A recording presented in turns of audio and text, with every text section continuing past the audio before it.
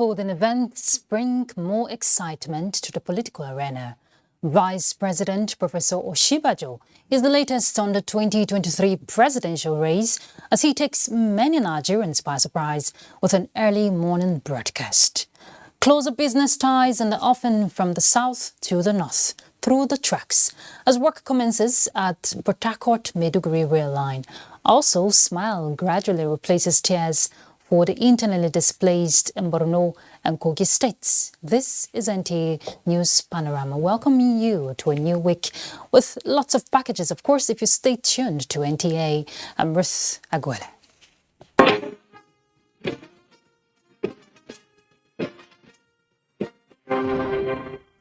Before we begin the news proper, let's remind you that you can follow this news broadcast live on our website, nta.ng/live, and all our social media platforms displayed on the screen right now.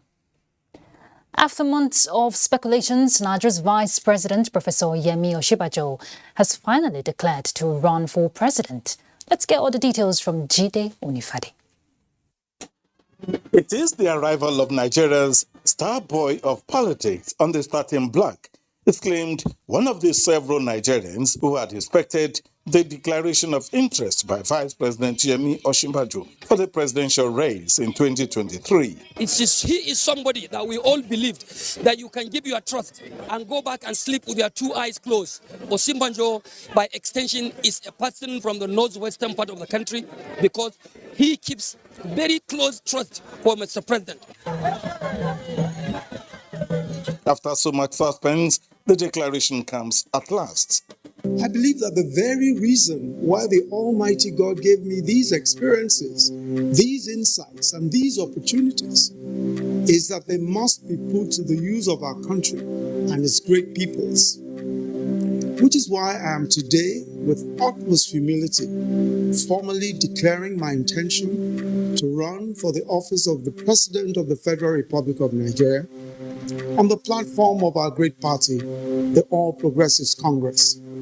The Vice President says his coming into the race is to heed the call of millions of Nigerians who are rooting for him to be the president come 2023. These admirers refer to him as someone who is well prepared for the job, and that nothing else is new to him when it comes to governance. Oshibajo. There's no two names like that. Where do I start from? Is it humility? Is it fear of God? Is it not for children? Is it intelligence? He has made business much more easier for us as entrepreneurs in Nigeria. This trust does not come easily, as the Vice President, since assuming office alongside the President in 2015, is said to have touched lives, either on an individual effort or while carrying out official duties. And take care of you. We will be well. We will make sure that we take care of you and we do the best we can by God's grace. Twice, the country's economy fell into recession and rose again, and his finger appeared as a trademark on almost every progress the nation has made and still making.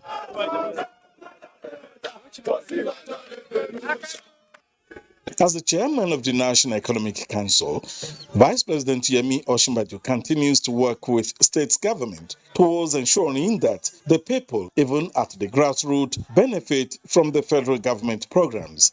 Traffic reporter, updating you on the traffic situation across the nation. I want to emphasize that our women should be asking for equal representation, not 35%. Equal representation. Vice President Yemi Oshibajo recognizes the potential of the Nigerian youths. A number of projects were designed to help the young Nigerians channel their energy and skills towards the realization of this belief. For instance, in the technology and innovation sector, the Vice President has been working with the youth in developing this sector. The vice president showing up locally here from a tech standpoint. I know we're talking technology. Tomorrow is going to be the entertainment industry in Hollywood. In terms of the visit, says, I'm committed. I'm very interested in what the youths have to say. I know youths are an integral part of moving Nigeria forward. The president described him as a true and loyal partner in this enterprise of running this nation. And I believe so much in that, that he has done very well and he has done incredibly well as the Vice President of the Federal Republic of Nigeria. The Vice President is somebody, based on my own observation in this last 7 to 8 years, somebody that is driven by the notion that government and governance, leadership of people ought to be driven by justice, a heart of justice and a heart of service.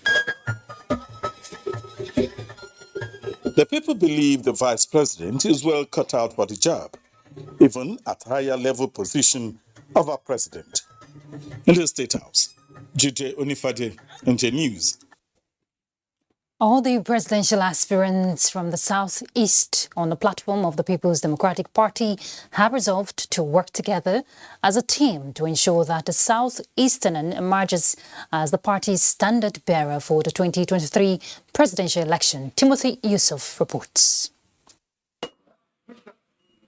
The four presidential aspirants on the platform of the PDP so far from the southeast are former President of the Senate, Ayim Pius Ayim, former Governor of Anambra State, Peter Obi, Mazi Samu Habunwa, and Dr. Nwachukwu Anakwenze.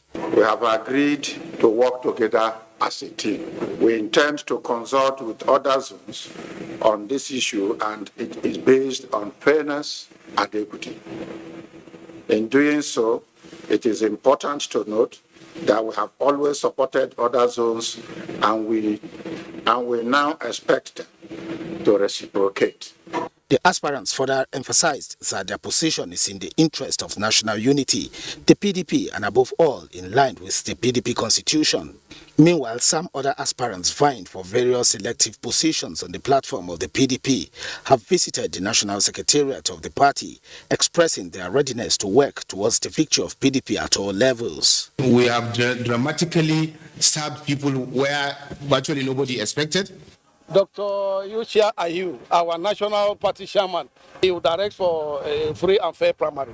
National chairman of the PDP, Yuchia Ayu, restates the party's determination to conduct a free, fair, and acceptable primary election. Timothy Yusuf, NT News. Former Head of State General Abdulsalami Abubakar has reechoed the need for Nigerians to elect leaders that will take the country out of the current security challenges and work towards the sustainability of its integrity. The former head of state gave this indication when he received a presidential aspirant, Professor Christopher Imomolen, under the platform of a court party in Minna. Fatima Aliyu reports. Globally, Nigeria inclusive, consultations has become an integral part of political process where aspirants seek opinions of leaders and others who matters for mentorship.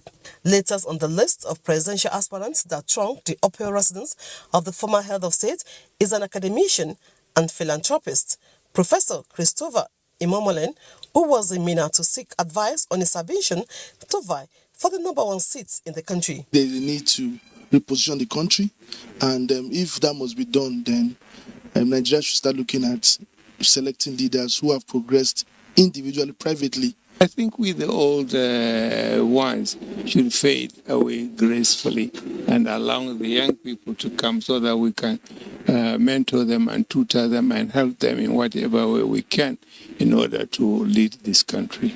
General Abdulsalami Abubakar, however, emphasized the need for Nigerians to support and put their weight behind young, visionary and vibrant leaders to restore the country to the path of glory.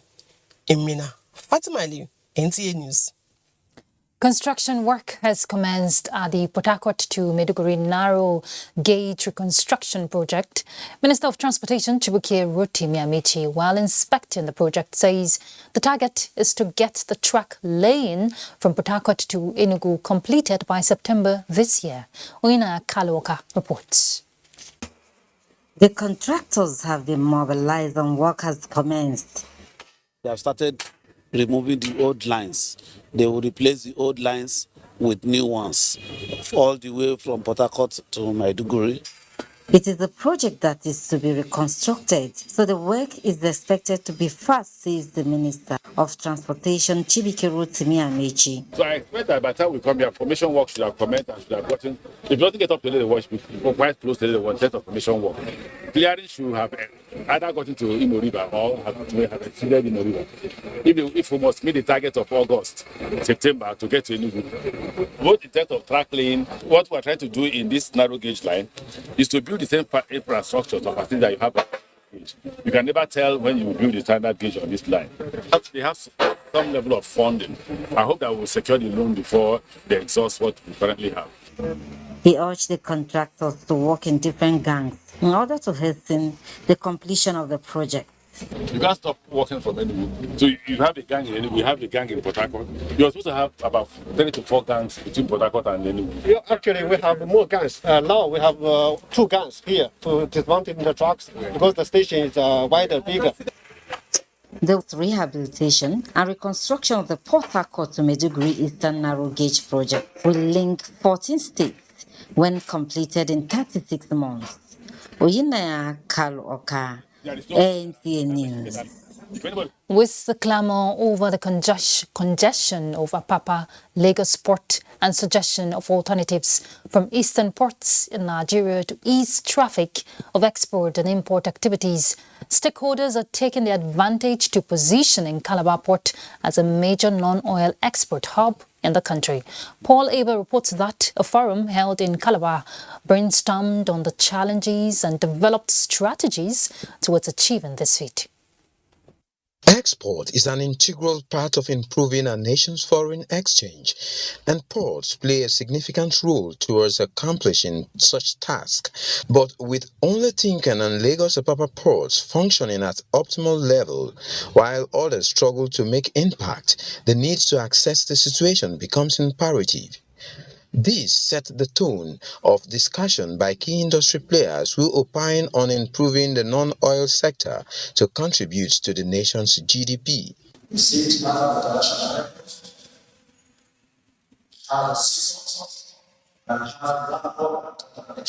We think that from here, a lot of exports can go into the Central, South Africa. The non-dredging of the Calabar ports has posed a perennial problem.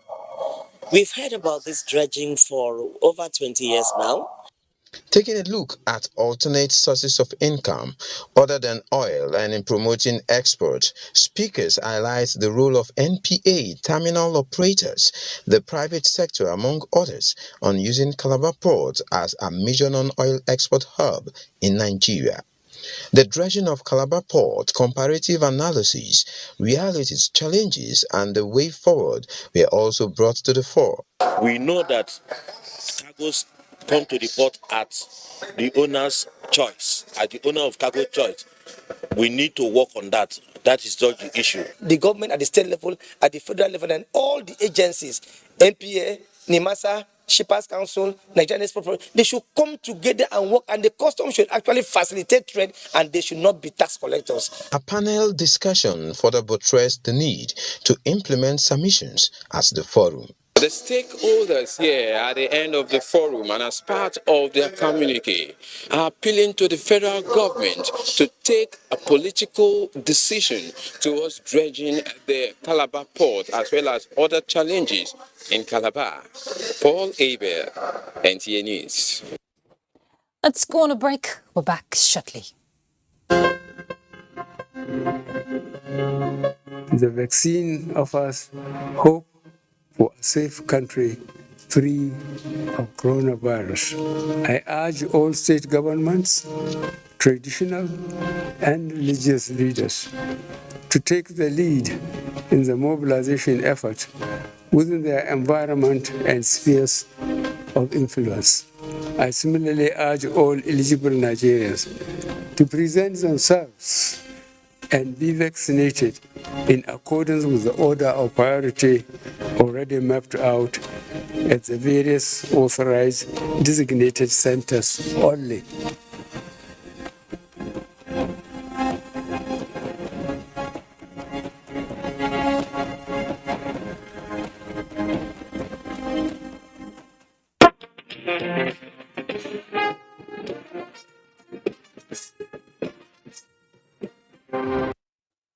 Welcome back. Despite the removal of Nigeria from the list of maritime insecurity worldwide, the country is still desirous of strengthening existing legal instruments and platform towards sustaining the progress attained so far. Director General, Nigerian Maritime Administration and Safety Agency, NIMASA, Bashir Jamo stated this while receiving delegates from the European Union. Michael Olaleye will tell us more.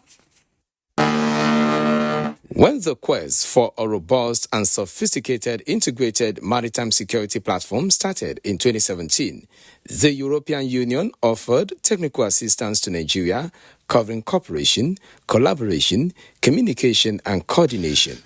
Between then and now, what has actually changed is there is a sharp decline in instances of crime, and by the fourth quarter of 2022, there was no case recorded, resulting in the removal of the country from the list of highly prone piracy region.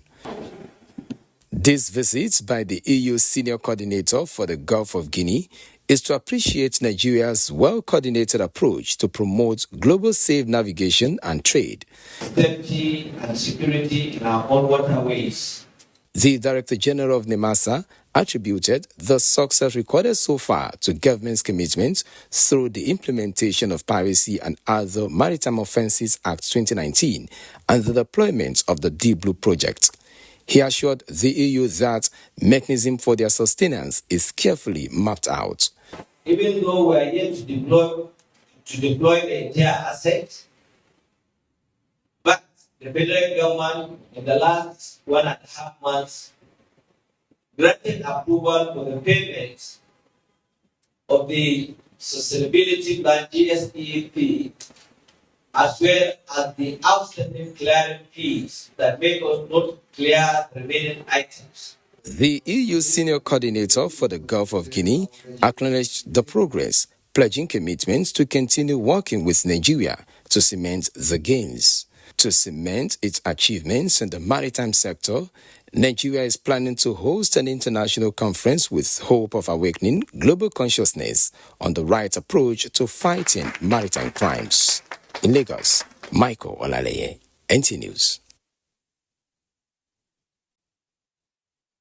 Cocaine concealed in 8 children's duvet have been intercepted by operatives of the National Drug Law Enforcement Agency at the Murtala Muhammed International Airport, Lagos. The illicit drug, with an estimated gross weight of 13.2 kilograms, was brought into the country by a 52-year-old suspect from Brazil. A 37-year-old suspected drug trafficker was also arrested at the Akanu Ibiam International Airport, Enugu, where upon arrival from Johannesburg, South Africa, with 738 grams of skunk concealed in detergent containers. Meanwhile, over 800 kilograms of illicit drugs were seized in Lagos, Edo, Zamfara, Akwa Ibom and Ondo states, with 4 persons arrested. 8 years after 8 years of displacement, 680 households have been resettled in Warabe village in Goza local government area as part of Borno state government's ongoing resettlement of communities devastated by insurgency. Mohammed Goni reports that Governor Babagana Umar Zulum performed the resettlement ceremony. Communities. Warabe village was displaced in the last 8 years by the insurgents, compelling residents to flee for safety in neighboring Fulka and other areas. With gradual return of peace, the people clamored to return home to normal lives, and government constructed 340 houses for the willing returnees, but the number doubled as most displaced residents say they are tired of living as IDPs. They offered to return home to build their own houses or live in makeshifts while they gradually rebuild their houses, to which government has given approval. Government has now decided to provide 100,000 naira each for those that don't have housing, so that they can provide temporary accommodation for themselves, depending what government will do. And I think there's no place better than that. Senator Muhammad Alindume and member representing the area at the State Assembly, Abdullahi Buba Abacha, thanked Governor Zulum for returning people of Warabe and other displaced communities. Meanwhile, Governor Zulum has inaugurated Government Day Secondary School Pulka constructed by the Ministry of Reconstruction, Rehabilitation and Resettlement and handed over to the Ministry of Education to educate children within the community and other surrounding villages. Governor Zulum, who assures support to the school and provide accommodation to teachers, also charged the school principal to impart basic literacy and numeracy and operate Islamic school after closing hours. Commissioner for Education Lawan Abawo Kilbe, who described the establishment of the school as timely, said the school is well furnished and that 600 students have so far been admitted, while the member representing the area at the Federal House of Representatives, Usman Ahmed Jaha, provided exercise books to the pupils. Governor Babagana Umara also inaugurated maternity and dispensary clinic provided by the member representing the area at the National Assembly, Ahmed Usman Jaha. In Maiduguri, Mahmoud Goni, NTA News. The National Commission for Refugees, Migrants and Internally Displaced Persons has distributed food items, materials to more than 400 internally displaced persons in Ojoku, Angba local government area of Kogi State. The gesture is aimed at giving displaced persons a sense of belonging and to meet their needs, especially in difficult times. Michael Abije reports.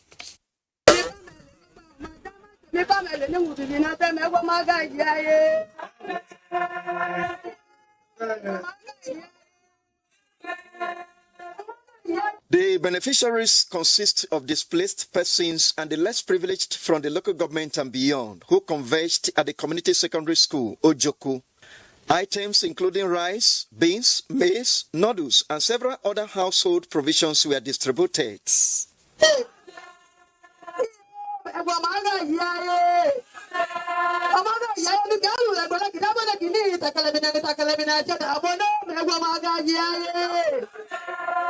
Feel anxiety. We are very, very happy to this gesture. Since we are alive, we never see this canteen in our community before. We thank her very much. May God bless her.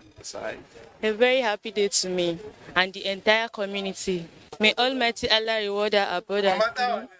Federal Commissioner, National Commission for Refugees, was represented by Director, Account and Finance, Abubakar Usman Gambo. I think there has been a kind of upliftment and feeling of getting succor from the little that the Commission has been able to bring out to them. This gesture by National Commission for Refugees, Migrants and Displaced Persons is in line with the President Muhammadu Buhari policy to support the poor and needy and provide succor to less privileged members of the society. From Angba, Kogi State, Michael Abije, NTA News. All right, let's talk sports now. Nine-time African champions Super Falcons of Nigeria are confident of a better outing against Olympic champions Canada when both teams square up in the second leg of their friendly in the North American country. The match, slated for the early hours of Tuesday at the Langford Stadium in Victoria, will see the Falcons looking to redeem their name after the first leg 2-0 defeat. The two-match tour is part of the NFF's general plan to prepare the Falcons for the 2022 African Women Cup of Nations in Morocco. In the meantime, 3 matches of the Nigeria Professional Football League will be decided Monday as 9th-placed Aqua United welcome 12th-placed Shooting Stars at the Godswill Akpabio Stadium, Uyo. Other fixtures will see Gombe United take on Nasarawa United as Kwarab take on Plateau United. Meanwhile, 9 goals were scored weekend as Aimba came from a goal down to beat Rangers 2-1 at home. Lobi Stars were held to a goalless draw at home to Kano Pillars as MFM FC beat Dakada 2-0. After a successful completion of the Nigeria Volleyball Super Cup held in Lagos, the Federation said its next target will be to improve the nation's ranking internationally. President of the Federation, Musa Nimrod, gave the assurance weekend in Lagos while speaking with journalists. You can see the senior and the juniors. Kwara United, with about 2 to 3 years, Kwara United are playing because of the senior players. But you can see the surprises now. And finally, the Nigeria Olympics Committee, NOC, is to hold a 2-day seminar in Abuja for women in sports, scheduled for 12th to 13th April. In a release signed by the Public Relations Officer, Femi Adetula, the seminar, which is in 2 phases, is designed to enhance women productivity in administration and management of sports in Nigeria. With Sports Update, Cynthia Ogun, NTA News. That's Panorama. Thank you very much for your company. Do well to join NTA in the fight against rape and rapists. I'm Ruth Aguela. Bye.